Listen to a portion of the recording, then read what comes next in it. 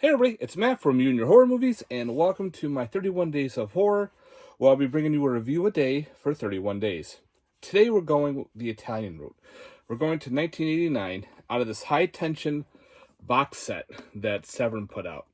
These are all about Lamberto Bava, and these are actually all made-for-TV movies. And the movie we're going to be talking about from 1989, set that down right there, is called The Prince of Terror. The artwork just intrigued me alone, so I definitely wanted to watch this one first out of that box set. So with this one, you have a director. His name is Vincent Oman. Cool name. He also calls himself, and everyone calls himself, the Prince of Terror, because he's a big horror director. He makes a lot of great films. So now he's on set working on this new film, and he can't stand it. He's having issues with the writing. He's having issues with everything set up. So he talks to the producer, which happens to be one of his good friends. And he goes, I'm going to quit because the writing on this sucks. Let me talk to the screenwriter. So he brings over the screenwriter and goes, you know that scene from the lake, not lake, from the well or the pond, whatever the hell you want to call it, was taken from another movie. You're stealing that. He's like, no, we're honoring it. We're doing a homage. No. So pretty much he says, you know what? He quits or I quit.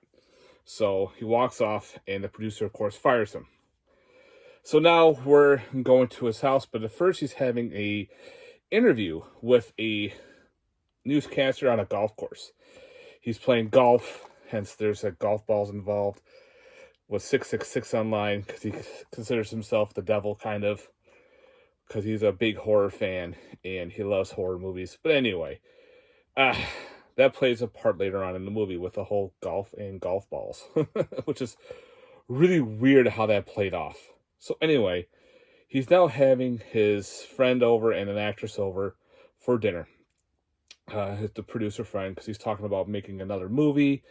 And first he has to, they're telling him, you got to finish this one first. Hems and haws. And all of a sudden, things start happening in the house. So the friends leave, and now he's getting weird phone calls. He is getting, the lights are being turned off. Weird things are starting to happen. It's just him, his wife, and his daughter. So they're trying to figure out what the hell's going on.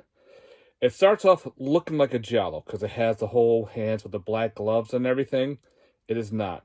This is more like a home invasion film, where people have come in, and they start, torturing the guy. Not torture, but chasing after them with knives. There's a lot of horror cliches because the director's going, wait a minute, this is from this movie.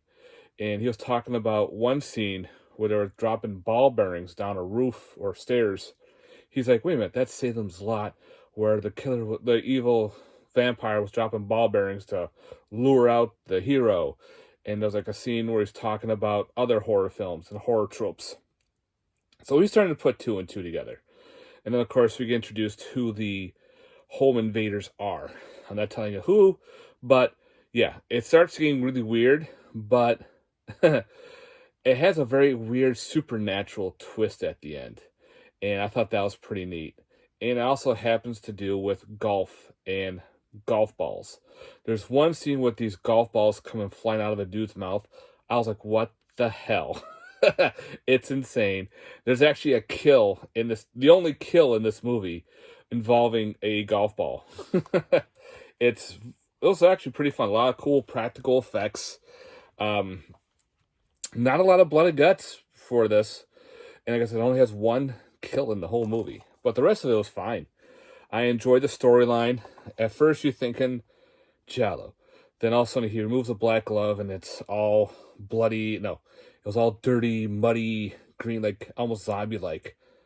Do we have a zombie-like creature getting involved? No, and I kind of figured I'm starting to put two and two together. Because, I'm a big horror fan. I'm thinking, okay, a horror movie for horror fans is this movie. And it was fun. Again, this was a made-for-TV movie, so there's no nudity. You got an interesting side boob, but from a 15-year-old girl who's actually 15 in the movie, and you're kind of like, wait a minute. Maybe we shouldn't have put that in the movie, but they did. Other than that, the acting is very rough. I guess this was shot in Italian and it was later dubbed in English because he wanted this for over here. And they had issues with finding American actors and actresses. So they just filmed the whole movie and they dubbed it in English. The dubbing is not bad. You can go along with it. But it's just so weird seeing some of these actors just play their role in this weird, like, like something's getting attacked and that one guy's just sitting there going, all right, whatever. It's like some of them just didn't care, but it's Italian flick. It's supposed to be corny and cheesy, and I had fun with it. This does have some special features. It has 2 interviews with Lamberto Bava, one about the Prince of Terror, and the other one about the high tension, pretty much. And then you have commentary with stuff. So that's pretty neat. There is no reversible cover art or anything from the box set, so you just get this itself. Again, I recommend it if you like Italian horror films, if you like, home invasion type movies. I think you might have fun with this one. It's out of the high tension box set from Severin, so that's the only way you can get it. Sometimes Severin will just release certain titles on standalone editions. We don't know which ones they will be. They just happen to do it. But I would say, if you're a big horror fan, buy the box set. Again, they're made-for-TV movies. A lot of times these made-for-TV movies are released, never seen again. So it's kind of awesome that we're getting made-for-TV movies into the physical form, because a lot of them were either just lost, re-recorded over, all that kind of fun stuff, but these were not, and they were saved. So that's awesome. So yeah, from 1989, I recommend the Prince of Terror, Lamberto Bava, put out by Severin, guys. Thanks very much for watching. Again, this was day 17 of my 31 Days of Horror. If you stayed through the whole thing, thank you for watching. And if you haven't, please like and subscribe. And stay tuned for more. Later, guys. Peace.